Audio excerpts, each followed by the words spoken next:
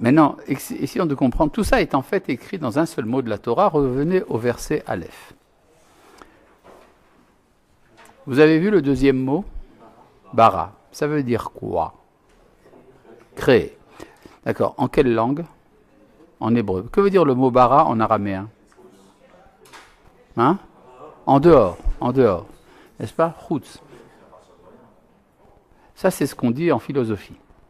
En philosophie, on dit bara, ça veut dire création ex nihilo, à partir de rien. Mais si je prends, disons, l'étymologie araméenne, qui est, il faut savoir, l'araméen, pour des tas de raisons, c'est le subconscient de l'hébreu, l'inconscient de l'hébreu. Et donc, le mot bara veut dire mettre à l'extérieur. D'accord? Comme en arabe, brra, c'est dire dehors. N'est-ce pas? Oust. D'accord? Fiche le camp. Brra. N'est-ce pas? Eh bien, c'est la même chose en hébreu. Et ça veut dire que la création, c'est être mis en dehors. En dehors de quoi? En dehors du créateur. Donc, ça veut dire que la création est un mouvement que fiche le camp. Maintenant, quand on me met dehors, qu'est-ce que ça crée chez moi? Quel désir? Hein? Je veux rentrer. On m'a mis dehors, je vais rentrer. C'est-à-dire, le mouvement de la création est un mouvement donc de sortir à l'extérieur et de revenir. C'est la teshuva.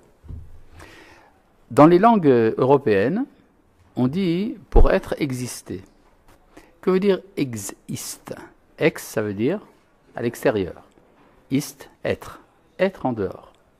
Donc on voit qu'également dans les langues européennes, cette idée-là s'est introduite. D'accord? Ist, c'est être. Comme en allemand, par exemple. En français, il est, ça s'écrit EST. D'accord? Ça ne se prononce pas, mais en latin, ça se prononçait. On disait est. Donc, existe, ça veut dire être en dehors. Et donc, si c'est vrai ce que je vous dis là, et c'est tout à fait vrai, ça veut dire que la teshuva est inhérente au monde. Elle n'a rien à voir avec, par exemple, un phénomène que vous connaissez peut-être, le péché. Rien à voir avec le péché. Le retour est un mouvement inné de la création. Ça va? Jusque-là? Bon. Deuxième remarque, regardez le septième mot du premier verset. Vous vous rappelez du septième mot? Haaretz, n'est-ce pas? Mais si vous regardez le cinquième, Hashamaim. D'accord? Peu importe ce que signifie Hashamaim, ce que signifie Haaretz pour l'instant, mais Hashamaim est d'un côté, Haaretz de l'autre côté. Et comment commence le deuxième verset? Et alors, et le ciel alors? On n'en parle plus. C'est-à-dire que, quelle que soit la définition qu'on va donner de Hashamaim ou de Haaretz, on nous dit qu'au début il y a deux entités, Shamaim et Eretz, mais que maintenant on va parler que de Eretz. Et Hashamaim, c'est mis de côté. Jusqu'à quand? Non, il ne faut pas faire des devinettes. Pour prouver, quand on affirme quelque chose, non, quand on veut lire le texte de la Torah, il faut savoir ce que la Torah dit. Hein? On n'a pas écrit Haaretz, c'est écrit Eretz Veshamaim. Donc c'est pas Hashamaim. Oui? Ah oui? Prouve-le-moi. Montre-moi le verset qui prouverait ce que tu affirmes. Quel verset, s'il te plaît? Numéro? Le verset quoi? Yud Dalet? Oui? Non. Non, là-bas, il écrit Rekia Hashamaim, le firmament du ciel. Donc, c'est pas le ciel. Oui? Le passou quoi? Hé? Tête? On va voir. Vayo? Quoi? Vayomer Elohim Mikavu Hashamaim Mitachat Hashamaim, que l'eau se rassemble en dessous le ciel. Donc, on ne parle pas du ciel, on parle de l'eau. Comment? C'est sous le ciel, mais on ne dit pas qu'est-ce qui se passe dans le ciel. Maintenant, regardez aussi au verset Chet, ça vous intéresse peut-être, le verset Chet. Vaikra Elohim la Rakia Shamaim. Et Elohim appela le Rakia, le firmament, Shamaim, pas Hashamaim. Donc le Hashamaim n'apparaît pas. Hein? Rakia, je ne sais pas. Je saurai quand j'y arriverai. D'accord? Mais en tout cas, il y a quelque chose qui s'appelle Rakia, on traduit firmament, et il l'a appelé Shamaim. Oui. Ça veut donc dire que ce n'est pas le Shamaim. Oui. Verset Yudalet. Non, non, non, non, non. Ni dans Yudalet, ni dans Tedvav, il n'est dit Hashamaim, il dit Riki Hashamaim, le firmament du ciel. Riki Hashamaim, elle est à construire. La réponse, je vais vous la donner. Pourquoi vous fatiguez? Donnez votre langue au chat. La réponse, c'est à la révélation du Sinaï. Minashamaim dibarti imachem. C'est depuis le ciel que j'ai parlé avec vous. Ça veut donc dire que, à partir de ce moment-là, on va mettre Hashamaim de côté.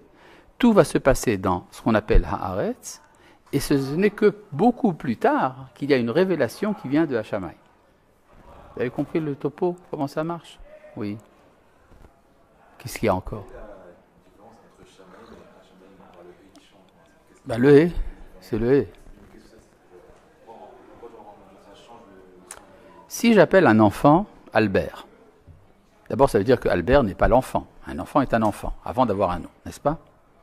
Maintenant, si je l'appelle Albert, c'est que ce nom existe déjà. Il a donc été porté par d'autres personnes. Donc je vais l'appeler Albert du nom d'une autre personne qui s'appelle Albert. Donc si je dis que le Rakia va s'appeler maintenant Shamaim, ça veut dire deux choses. D'abord que le Rakia n'est pas Shamaim, et à part ça, que le Shamaim en question, et que quand même le Rakia va ressembler au Hashamaim. Il va me rappeler Hashamaim. D'accord? Oui. Hashamaim. Alors justement, je ne sais pas encore. C'est une très bonne question. Maintenant, essayons de comprendre un peu ce que dit Rashi sur Hashamaim dans le premier verset, tout simplement. Que dit Rashi sur Hashamaim?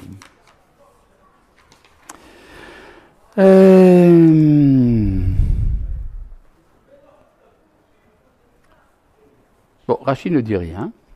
Il parle par dessus quand on parle Vaikra Elohim Laraki Hashamaim.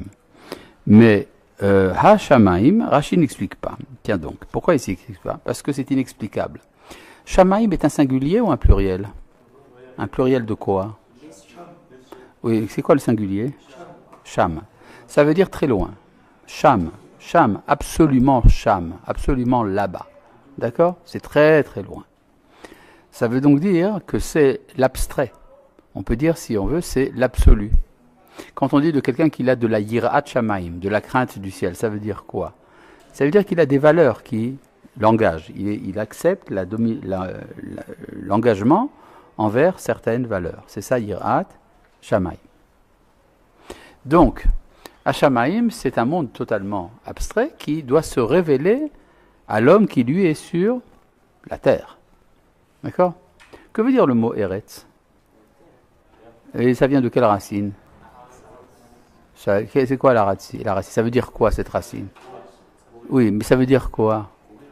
Pour courir. Je vais courir. En route, je vais courir. Donc, Eretz, c'est une forme poétique de dire je vais courir. N'est-ce pas? Le Midrash dit, c'est parce que la terre a voulu courir à la rencontre de son maître. D'accord? C'est-à-dire qu'il y a un double mouvement. Il y a une sorte de Shamaim qui doit se manifester vers le bas, et puis il y a un certain Eretz qui doit remonter vers le haut. Donc il y a une tendance à la conjonction, à l'unité dans le monde. Oui, bien sûr. C'est-à-dire, il y a un certain Shamaim qui vient d'en haut, qui doit se révéler en bas, il y a un certain Eretz qui doit remonter vers le haut, et donc ça veut dire que la création a une dynamique de recherche de l'unité. L'unité. C'est bien clair? Bon. Donc, si je reprends un peu ce qu'on a vu jusqu'à présent. Donc, au début, ça va bien, c'est un projet. Mais après, ça va mal, c'est la réalité. Et puis après, ça se répare. Alors maintenant, vous comprenez pourquoi est-ce que nos Chachamim m'ont dit que Tohu, c'est Babylone. Bohu, c'est la Perse. Rocher, l'obscurité, c'est la Grèce. Tehom, c'est Rome. C'est quoi tout ça? Babylone, la Perse, les Grecs, ce sont des empires. Les empires, c'est eux qui font du grabuge sur la terre, c'est à cause d'eux que ça va mal. Les gens se font la guerre, il y a du désordre dans le monde. Ça veut dire qu'en fait, ce qui se passe dans l'histoire ne fait que refléter ce qui se passe dans la création. Tohu, Bohu, Rocher, Tehom. Oui. C'est la Grèce et Rome. D'accord? Ceux qui aiment bien Rome, par exemple, disaient Rome, sweet Rome. Oui. Non, c'est pas la peine d'essayer de recopier. Ça fait partie d'un élément qu'on appelle le sens de l'humour, qui n'est pas donné à tout le monde. Et donc, je reviens ici au texte de la Torah. Je reviens ici dans le verset bête. La terre était tohu bohu, obscurité sur l'abîme. Un souffle divin planait sur la face des eaux. Ça veut dire quoi, un souffle divin? Donc il y a une direction, un vent. Question très importante, métaphysique, posée par un juif d'origine tunisienne. D'où vient le vent? Ça, Boujna. Ça, demande d'où vient le vent. Ça veut dire que le vent vient de quelque part. Ça. Et donc, quoi? Oui. Il dit que le vent il soufflait sur la face de l'eau. Oui. Mais il n'a jamais parlé du fait que l'eau ça existait à ce moment-là. Oui, c'est vrai. Alors, La question est posée par Rachi. Rachi pose la question. Il ne donne pas de réponse satisfaisante. Oui. Hein? Oui, exactement. Non, la lumière apparaît plus tard, ça on voit. Bon, mais quoi? La lumière avant le soleil, oui. D'où vient cette lumière s'il n'y a pas de soleil? D'accord, oui, ça je veux bien. C'est une autre question. Il y a plein de questions de ce genre. Rachid dit, ça prouve bien que le texte ne nous dit pas l'ordre de la création. Oui.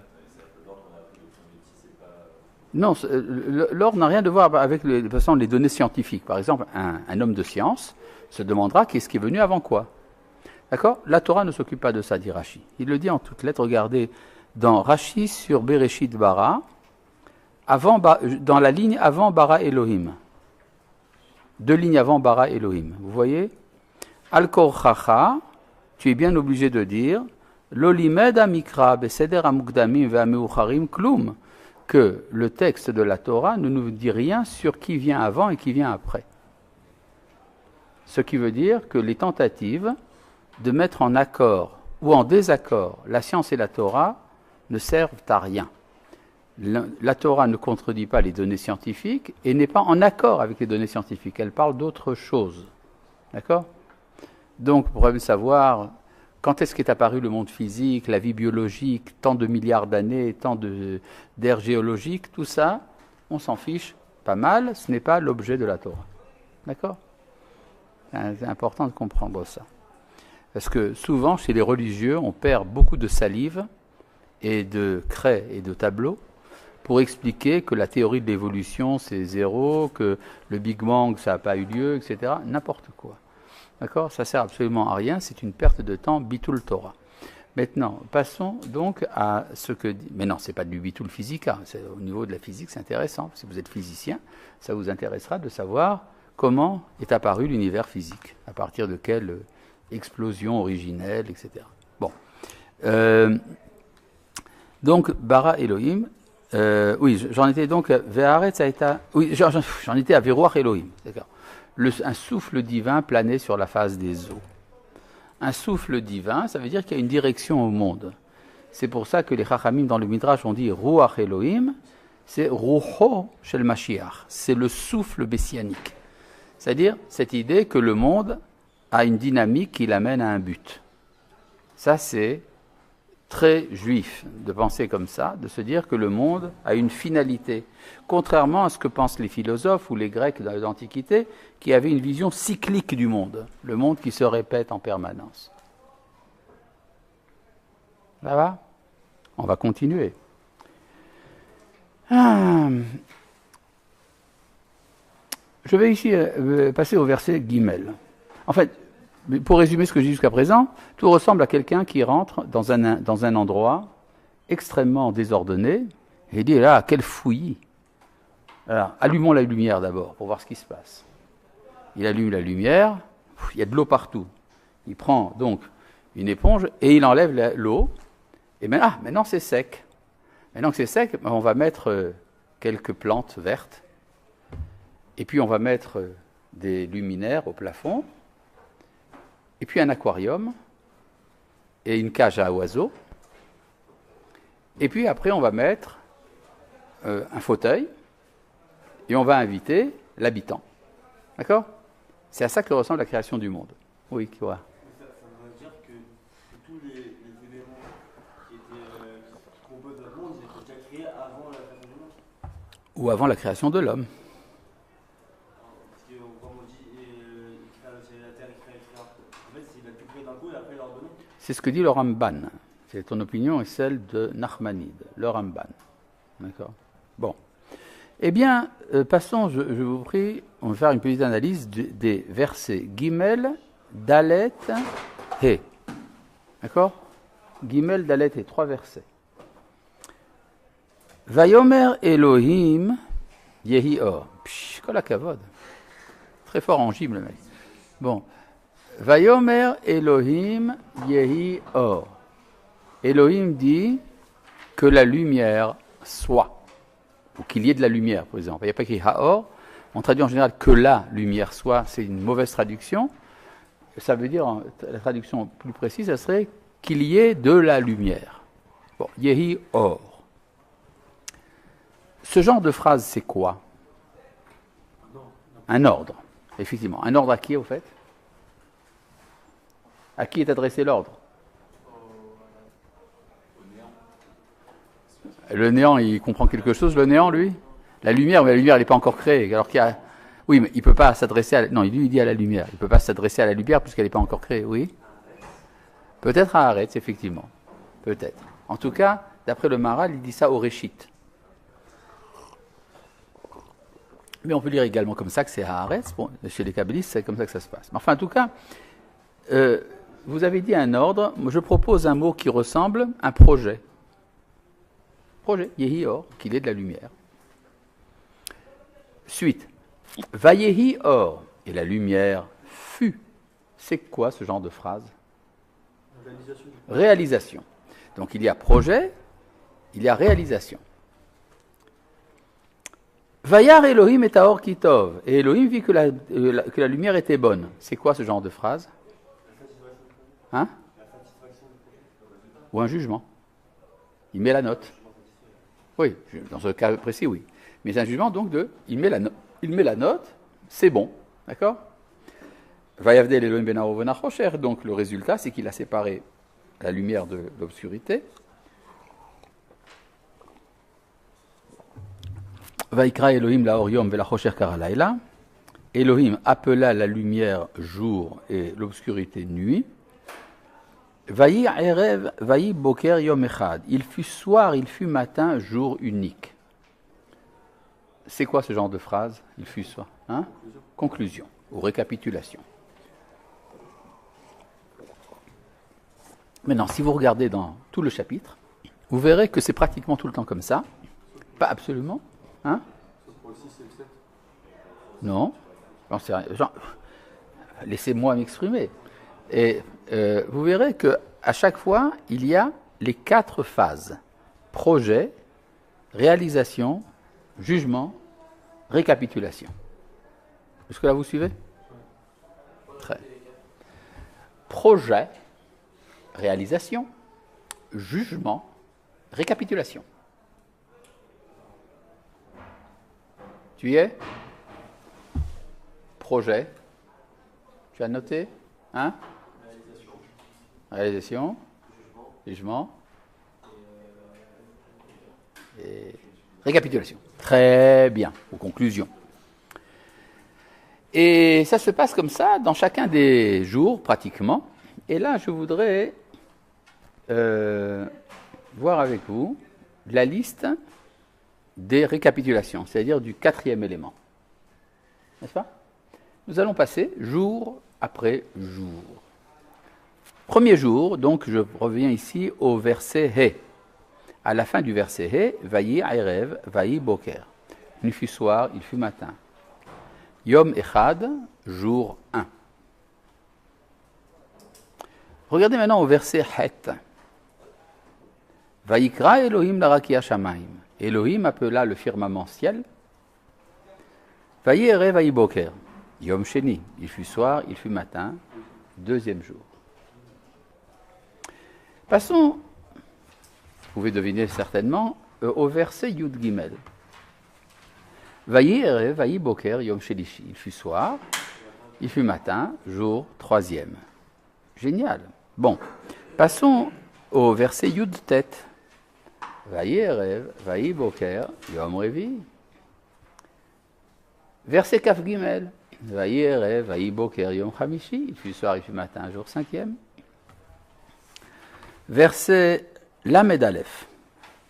Vayar Elohim et kol asher asa v'hine tov meod. Elohim vit tout ce qu'il avait fait et que c'était très bien.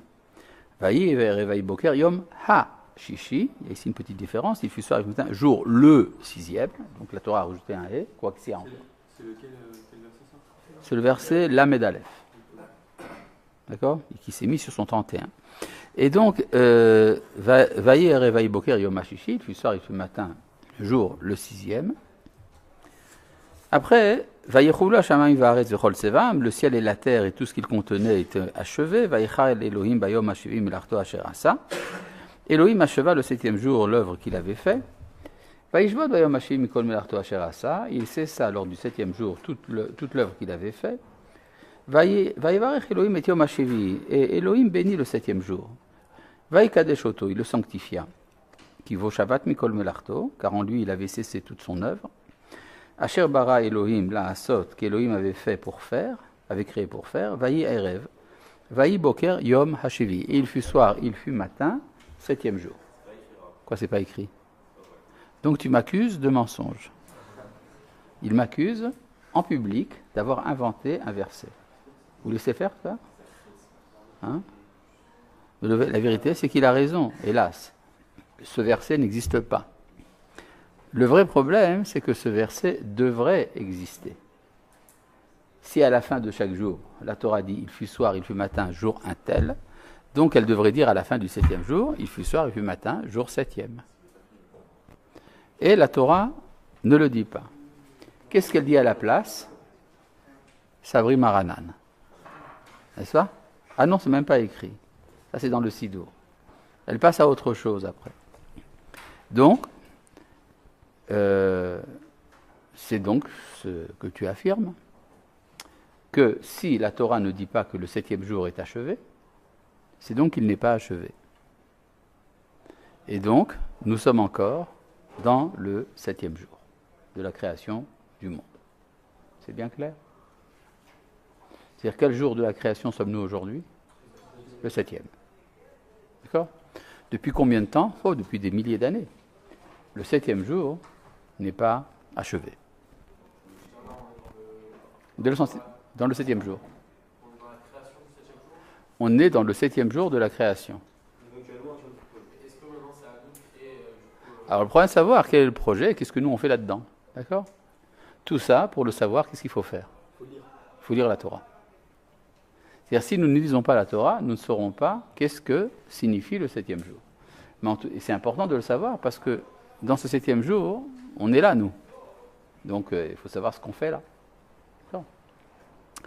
Surtout que le septième jour, d'après, enfin, ce qu'on a l'air de voir là, c'est que Akadosh Baruch Hu décide de ne rien faire. Hein? Il nous laisse faire, ça, il faut encore le prouver. Mais en tout cas, lui, il ne fait rien. D'accord? Il se repose. Il cesse son travail. Oui. C'est pas pour ça qu'il n'y a pas marqué qu'il y a une conclusion. Parce que, enfin, il y a un récapitulatif. S'il y a une conclusion à la fin de chaque jour, et que ce n'est pas écrit pour le septième jour, ça veut dire qu'il n'est pas fini, tout simplement. C'est QFD. Le projet, s'il n'a rien fait à chaque, c'est qu'il n'y avait pas de projet pour le. Je n'ai pas dit qu'il n'y a pas de projet, ça il faut encore le prouver. Nous allons voir s'il y a un projet ou pas. Donc il ne fait rien. Est-ce qu'il y a un projet quand même ou pas? Oui. C'est Shabbat tous les jours. C'est-à-dire que c'est Shabbat pour Akadosh Baruch Hu. C'est-à-dire que ce qu'il fait, le bon Dieu se comporte comme un juif pratiquant qui ne fait rien. Ce qui explique d'ailleurs un phénomène très intéressant. Vous vous êtes promené dans le monde, je suppose. Vous avez vu que dans le monde, il y a des tas de choses qui se passent, mais ça se passe toujours de la même manière. C'est comme s'il y avait une minuterie de Shabbat qui fait que tout fonctionne. Par exemple, les pommes tombent pas loin du pommier et elles tombent depuis toujours. C'est-à-dire même avant que Newton ait découvert que les pommes tombent, elles tombaient. Il y a des preuves de ça, l'histoire de Guillaume Tell en est une. Et quoi? Ouais. C'est-à-dire que les pommes n'ont pas besoin de l'autorisation de Isaac Newton pour tomber, elles tombent. D'accord? C'est-à-dire que la loi de la gravitation est universelle, elle est permanente. Oui, quoi? Si jamais il écrit un Torah que le 7e jour, Hachem n'a rien fait, et qu'aujourd'hui on est encore dans ce genre, pourtant dans la Torah on voit après que Hachem il a intervenu plusieurs fois. Ah, on voit effectivement que dans l'histoire, plusieurs fois, Akadosh Baruch Hu est intervenu. C'est donc un chilul Shabbat, une transgression de son Shabbat. C'est-à-dire, Akadosh Baruch Hu parfois transgresse le Shabbat, et il y a des raisons pour ça. Quand est-ce qu'on transgresse le Shabbat? Quand il y a Pikuach Nefesh, n'est-ce pas? C'est-à-dire quand il y a un risque que tout le projet s'effondre, alors il n'y a pas le choix. Le bon Dieu dit, bon ça va, j'arrive. D'accord? En principe, ça ne devrait pas être comme ça. Mais la règle générale, c'est que Dieu fait son Shabbat. D'accord? Et parfois, il transgresse le Shabbat. D'accord? Oui? Si c'est le jour de Dieu, pourquoi nous, on est aussi pendant ce jour-là? Alors, qu'est-ce que nous sommes, nous? Est-ce que nous ne serions pas des goïms de Shabbat, par exemple? Le Shabbos Goy? Celui qui vient allumer la lumière pour que monsieur le rabbin puisse rentrer chez lui? Hein? Peut-être. On va voir. Tout ça, il faut le prouver. Quoi? Alors, pourquoi est-ce qu'on prie? Eh bien, on prie, mais ce qu'on demande, la Gemara dit qu'il ne faut pas prier pour avoir un miracle. Non, la Gemara dit qu'il ne faut pas prier pour avoir un miracle. Parce que, d'abord, on ne mérite pas toujours un miracle, et puis si on le mérite, alors c'est retranché de son salaire au Olam Haba. Enfin bref, la Gemara ne veut pas que l'on prie pour des miracles. Elle veut que l'on prie pour que les choses s'accomplissent par les voies de la nature. D'accord? Donc on peut dire que le 7e jour, c'est un peu identique à ce que les philosophes appellent la nature. Vous avez remarqué que le mot nature n'apparaît pas dans la Torah. Mais il y a l'ordre du monde. Il s'appelle Minhago Shel Olam, l'habitude du monde. C'est comme si le monde avait pris une habitude. Il pourrait être autrement, mais là il a pris l'habitude. D'accord? C'est ça le 7e jour. Maintenant, à quoi il sert ce 7e jour? Quel est le projet du 7e jour? D'accord? Et quand est-ce qu'il sera enfin réalisé? Tout ça, il faut le découvrir. Nous allons pour cela revenir en arrière au chapitre Aleph, au verset Kaf Dalet. Oui? Pourquoi il y a Rosh Hashanah? Un juge, il a le droit de rendre un jugement avant le Shabbat? Ah, très bonne question. Est-ce que Dieu a le droit de juger pendant le Shabbat? Effectivement, non.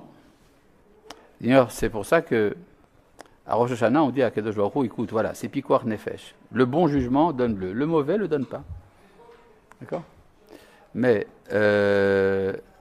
bon, ça veut dire quoi que la création est jugée à Rosh Hashanah? C'est tout un système. Ça veut dire que on réajuste la réalité avec le projet. D'accord? Bon, revenons au chapitre Aleph, au verset Kaf Dalet.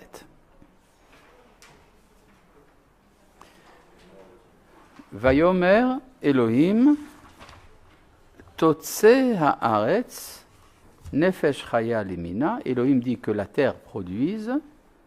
Il s'agit ici donc de la nature. Qu'est-ce qu'elle doit produire? Nefesh chaya limina. Nous allons faire une liste, d'accord? Nefesh chaya limina, une âme vivante selon son espèce. Behema, des bêtes. Varemes, des reptiles. Vechaito eretz, des animaux de la terre. Les minas, selon leur espèce. Non. Mais entre Vaïchen, il fut ainsi. Donc, si vous savez compter, vous avez les doigts de la main, vous avez le droit de vous en servir. Ça fait combien de choses qui doivent être produites par la terre? 4, n'est-ce pas? Nefesh Chaya, Behema, Remes, Chaito Eretz. Ça fait 4. Ce qui est écrit dans le texte devant toi, dans le verset Kafdalet, Vechaito Eretz. Tu ne sais pas lire l'hébreu? Ah, mais d'accord, mais il y a écrit Vechaito Eretz. D'accord? Parce que quand tu m'as demandé c'est quoi le 4e terme, j'aurais pu te répondre Vechaito Eretz. Or, ce n'est pas ça ta question. D'accord? Donc, ça veut dire les animaux des champs. D'accord? Donc, vous avez ici 4 choses qui doivent être produites. Ce verset, c'est un projet, une réalisation, un jugement ou une récapitulation? C'est un projet. Absolument. Donc le projet comporte combien d'éléments? 4. Maintenant, on va passer au verset café pour voir la réalisation. Vayas Elohim, et Elohim fit, et hayat haaretz lemina, vet abehema lemina, vet kol remes adama lemineu. Combien de choses? Donc, il en manque un. C'est lequel? Le Nefesh Chaya, n'est-ce pas? Quoi? Dans le verset Katares, Hachem demande que la terre va sortir. Dans le verset Katares, il dit que c'est lui qui l'a fait. Non, il y a écrit que c'est Elohim. Elohim, Vayas Elohim, c'est le Olam HaAsiya qui s'appelle Eretz. Chez les kabbalistes, c'est la même chose. D'accord? Ce qui prouve que la Torah connaît la Kabbalah. Si c'est Elohim qui est la nature, alors l'âme, elle sortira de l'âme. J'en sais rien. Pour l'âme, j'en sais rien du tout. Je ne suis pas encore arrivé à l'âme. En tout cas, écrit Nefesh Chaya, donc un être vivant. Oui. Si Elohim c'est Haaretz, Mhm. alors il va y avoir Elohim au domaine humain. Ça ne peut pas être. C'est François Marat qui dit que par Hachem. Non, pourquoi écrire Haaretz avant aussi? C'est quoi le Haaretz d'en haut? Non, rien à voir. Bon, alors maintenant, on pourrait rentrer dans chaque détail. C'est toute une littérature, ça, oui. Bon, donc il manque ici quelque chose. Et pourtant, Vayar Elohim Kitov. Et Dieu a dit, c'est quand même pas mal, c'est bien. D'accord? Mais c'est insuffisant. Oui. Une vitalité vivante. Un psychisme vivant. Je ne sais pas encore. Pour savoir ce que ça veut dire, nous allons lire dans le chapitre Bet au verset Zayin. Qu'est-ce qu'il y a écrit dans le chapitre Bet au verset Zayin? Chapitre Bet au verset Zayin. Est-ce que c'est si difficile que ça à trouver, franchement? Non. Vayitzer Hashem Elohim et Adam, et Hashem Elohim forma l'homme, Afar mina Adama, du terreau de la terre. Vayipar be'apav nishmatraim, il insuffla dans ses narines un souffle de vie. Vayehi Adam, le Nefesh Chaya, et l'homme devint Nefesh Chaya. Donc le Nefesh Chaya en question, c'était quoi? L'homme. Donc on voit que la nature devrait tout produire. Je reviens ici au chapitre Aleph au verset Café, mais qu'elle n'a pas réussi à produire l'homme. Maintenant, je me demande, mais pourquoi est-ce que la Torah parle-t-elle en code? Elle pourrait dire Totse Haaretz Adam, que la terre produise l'homme. Pourquoi est-ce qu'elle a besoin de me dire Nefesh Chaya, à tel point que ça me donne l'occasion de vous donner un cours? Hein? Ça veut dire un psychisme vivant, un être vivant, une âme vivante. D'accord? Et donc, et la Torah nous dit au chapitre Bet, au verset Zayin, qu'il s'agit de l'homme. Ça, oui. Ah, exactement. C'est-à-dire que la terre peut produire une partie de l'homme, mais il y a quelque chose en lui qui va justifier son titre de Nefesh Chaya que la terre ne peut pas dominer. Et c'est effectivement ce qu'on voit dans le chapitre Bet, verset Zayin, puisque l'élément terre vient d'en bas et que l'élément souffle vient d'en haut. Donc, ce qu'on appelle chez nous la Neshama, ça ne peut pas être produit par la nature. Mais pourquoi? Tout est divin. La nature aussi, c'est divin. Non, Dieu n'est pas coupé en morceaux. Oui? Mais qu'est-ce qu'il y a dans ce souffle divin qui ne peut pas être produit par la nature? La Torah, il n'a pas donné la Torah. Oui, mais la conscience, il y a aussi, les chats aussi, ils ont de la conscience. Il y a une conscience. Quoi? Qu'est-ce qu'il y a de particulier? Quoi? Le libre arbitre, la liberté.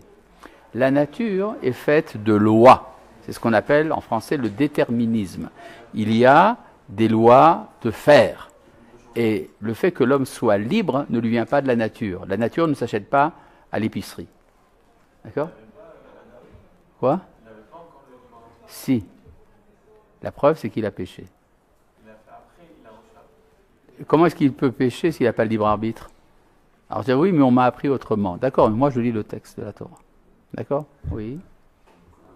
D'accord. Quoi? Donc, je reviens ici à cette histoire donc du Nefesh Chaya. Donc, on voit que la nature n'a pas réussi à créer l'homme entier. Une partie de l'homme, oui. C'est toute cette partie qui est capable de développement intellectuel, technologique. Ça s'appelle comment, en fait, ça? Cette partie de l'homme qui est... Hein? L'intellect, ça c'est en français, mais dans la Torah. Dans la Torah, le mot sérel n'apparaît pas. Non, il y a écrit, regardez au chapitre Bet, verset Zayin, c'est pas si difficile. Non, ça c'est la partie qui vient d'en haut. Non, ça aussi, c'est le souffle. Qu'est-ce qui est dans l'homme vient de la nature, d'après le chapitre, le verset Zayin? Afar, la terre. C'est-à-dire, l'élément en nous qui est capable de créer des ordinateurs et d'envoyer des fusées sur la Lune s'appelle Afar. Mina Adama. Le terreau du terrain. Oui, c'est-à-dire, Afar, on traduit en général en français poussière de la terre, c'est n'importe quoi. Afar, c'est pas la poussière, c'est la partie féconde du sol. Hein? C'est ce qui peut donner des fruits. C'est ce qui peut donner de la vie. Afar. D'ailleurs, Afar s'écrit A-Far. N'est-ce pas? A, c'est quoi? C'est quelle lettre? Aïn. Ça veut dire quoi, Aïn? L'œil ou la source. Une source. Marian, Aïn, ça c'est une source. Et Far, ça veut dire quoi? De fécondité. Pérou, Urvu. D'accord? La source de la fécondité est appelée Afar. C'est-à-dire la partie vivante de la terre. C'est ça qui a donné l'homme. Jusque-là, vous me suivez? Bon. Donc, ça veut dire que il y a un autre nom à cette partie intelligente qu'on appelle Afar Mina Adama. Il y a un autre terme pour ça. Regardez dans le chapitre Gimel, au verset Aleph. Chapitre Gimel, verset Aleph. Ve'anachash aya arum. Le nachash était... Que veut dire le mot arum? Ça veut dire quoi? Non. Nu en hébreu se dit erom. Arum, ça veut dire intelligent. Regardez dans Unkelos, vous avez la traduction en araméen. Ve'hivya, le nachash, ava hakim, était intelligent. C'est-à-dire, c'est quoi l'animal le plus intelligent? Le serpent est intelligent? Tu as déjà vu des serpents, toi? L'homme. Donc, ici, le mot nachash désigne l'homme. L'homme, l'intelligence naturelle, c'est ça le nachash. D'ailleurs, de quel verbe ça vient, le mot nachash? Ce qui veut dire? C'est-à-dire découvrir ce qui est caché. C'est le rôle de l'intelligence. Donc, nachash, ici, représente la partie intelligente et naturelle de l'homme. C'est tout. D'accord. Maintenant, revenons un peu en arrière. Donc, ça veut donc dire que l'évolution biologique est capable de créer l'homme jusqu'au nachash, c'est-à-dire jusqu'à l'homme intelligent. L'homme moral, ça vient de sa neshama, et ça, c'est pas créé par la terre. Oui. Nachash, ça veut dire deviner ou découvrir ce qui est caché, ce qui est le rôle de l'intelligence. Mais c'est quoi, vous dites, ça représente l'homme? Donc l'intellect naturel. L'intelligence naturelle de l'homme s'appelle dans la Torah soit Afar Mina Adama, soit Nachash. Oui, quoi? Le serpent a existé, je connais des serpents, j'en ai vu des serpents. Ça n'a rien à voir, il n'y a pas question de serpent, il est question du Nachash. Maintenant, pourquoi est-ce que les serpents aussi s'appellent comme ça? C'est ça la question. Pourquoi est-ce que les serpents s'appellent aussi Nachash? Oui. Non, l'homme aussi, il n'y avait pas encore de maison. Mais en tout cas, pourquoi est-ce que les serpents sont appelés Nachash? Vous voulez la réponse? Parce qu'ils ressemblent comme deux gouttes d'eau à l'intelligence naturelle. Ils sont terrestres, ils sont tortueux et mortels. Voilà, c'est ça. Oui.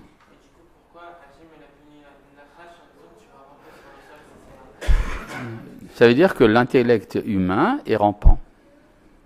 Il est terrestre. Il est incapable d'accéder à l'abstrait, aux catégories a priori de la pensée, dirait Kant. Oui. Il en était susceptible. Oui. Oui. Oui. Pourquoi le Nachash ressemble au serpent ou le serpent au Nachash? Ah, parce qu'il est terrestre, il est tortueux et il met à mort. Il met à mort ou il meurt? C'est quoi le Nachash? C'est quoi la nature, l'essence du Il est mortifère. Hein? C'est quoi la nature, l'essence du Nachash? Le Nachash, c'est la capacité de se... Du Nachash, je veux dire humain. Non, d'un point de vue matériel. Oui, la capacité du Nachash, c'est la capacité du développement de la civilisation humaine, toute la technologie, toute l'intelligence, les mathématiques, tout ça, ça appartient au Nachash. D'accord? Bien sûr, nous utilisons le Nachash tous les jours. Oui. Et c'est la nature, elle fait un Nachash. Et Hachem, il va... Oui, c'est ça, exactement. D'ailleurs, le Midrash nous dit que si le serpent n'avait pas fait pécher Adam, il aurait été le serviteur de Adam. Et là-bas, l'expression employée, c'est Shamash. Shamash, il aurait été à son service et il aurait envoyé des lettres d'un bout du monde à l'autre. C'est donc le SMS, n'est-ce pas? Hein? Le quoi? Le Hermès? Peut-être, oui, quoi, le caducé, tous ces machins-là, j'en sais rien. Bon. Maintenant, revenons, j'étudie pas ces choses-là. Ouais. Bon, quoi? Je vais dire à l'instant que le serpent, s'il n'avait pas fait sauter l'homme, donc c'est qu'il y avait un serpent. Bon, j'ai employé le mot serpent pour faire plus vite, c'est tout. Voilà. Bon, maintenant, revenons au chapitre Aleph, toujours. Verset Kafé, donc, Vayar Elohim Kitov, il manque le Nefesh Chaya, mais c'est quand même bien. Et donc, la conclusion, c'est Vayomer Elohim Naase Adam. Puisque c'est comme ça, je vais faire l'homme. Nous allons faire l'homme. Pourquoi il dit Naase Adam à ce moment-là? Parce qu'effectivement, la terre a été incapable de produire l'homme, et donc Dieu dit, nous allons faire l'homme. C'est quoi nous? C'est un pluriel. Ça veut dire quoi? Nous et qui? C'est-à-dire, et puis? Et la nature. C'est-à-dire, ce que dit le Ramban, il dit, moi et la terre. Si la terre n'a pas été capable toute seule, nous allons faire ensemble, moi et la terre, ensemble. Effectivement, c'est ce qui se passe dans le chapitre Bet verset Zayin que nous avons vu, puisqu'il y a Afar Mina Adama, ça s'est produit par la terre, et puis vous avez Nishmat Raim qui vient d'Akadosh Baruch Hu, et c'est ça qui va donner l'homme. D'accord? Donc, Naase Adam, Betsalmenu Kidmutenu. Maintenant, la question que je me pose, est-ce que... Maintenant, Naase Adam, c'est quoi? C'est un projet, une réalisation, un jugement ou une récapitulation? C'est un projet. Qu'est-ce qu'il faut voir? Est-ce que le projet a été réalisé ou pas? Nous allons voir. Verset Kavzaïn. Verset Kavzaïn. Vaïvra Elohim et Adam Betsalmo. Donc ça n'a pas marché. Ça n'a pas marché. C'est-à-dire, le projet c'était Naase et la réalisation Vaïvra. Ben, donc, Naase, ça veut dire quoi? Naase, ça veut dire quelque chose de parfait, entièrement fait. Vaïvra, c'est un début. C'est-à-dire, l'homme a été amorcé, mais il n'a pas été achevé. A été moitié fait. C'est-à-dire qu'il a seulement fait Vaïvra, peut-être parce que comme il s'agit ici d'une collaboration, chacun doit faire la moitié, donc chacun doit faire son bara. D'accord? Et en deux, ça fait le beau deux bara. Mais finalement, ça n'a pas marché, et donc ça a donné Vaïvra. Donc qu'est-ce qu'il reste à faire? Là, à saute. Regardez au verset Lamed Aleph. Vayar Elohim et kol asher asa. Elohim a vu tout ce qu'il avait fait. C'est quoi tout ce qu'il a fait? Tout sauf l'homme. Puisque pour l'homme, ça n'a pas marché. N'est-ce pas? Quand je dis Vayar Elohim et kol asher asa, Dieu a vu tout ce qu'il avait fait. Mais l'homme, il ne l'a pas fait. Il n'a fait que bara. Donc, quand il dit tout est très bien, tout va très bien, sauf l'homme. D'accord? Maintenant, regardez dans le chapitre Bet, au verset Bet. Vayichal Elohim et kol bayom hashevi melarto asher asa. Elohim acheva lors du 7e jour toute l'œuvre qu'il avait fait. Non, il n'y a pas écrit l'homme. Vayishbot bayom hashevi mikol melarto asher asa. Il cessa lors du 7e jour toute l'œuvre qu'il avait fait. Vayivarech Elohim et yom hashevi. Et il a béni le 7e jour. Vayikadesh oto, il a sanctifié. Kivo shavat mikol melarto asher bara Elohim. Parce que là, il avait cessé tout le travail qu'il avait seulement commencé. La Asot pour le finir. Donc ça veut dire que le 7e jour, c'est le moment où il faut finir ce qui n'a pas été fini le 6e jour. C'est quoi? C'est l'homme, n'est-ce pas? Évidemment, puisque dans le 6e jour, il y a écrit qu'il voulait faire Naasé et qu'en vérité, il a seulement fait Bara. Donc, ça veut dire qu'il est resté quelque chose qui n'est pas achevé, et c'est ça le travail du 7e jour. Oui.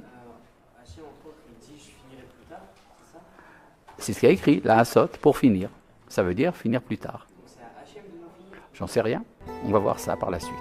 Shalom, c'est tout pour aujourd'hui.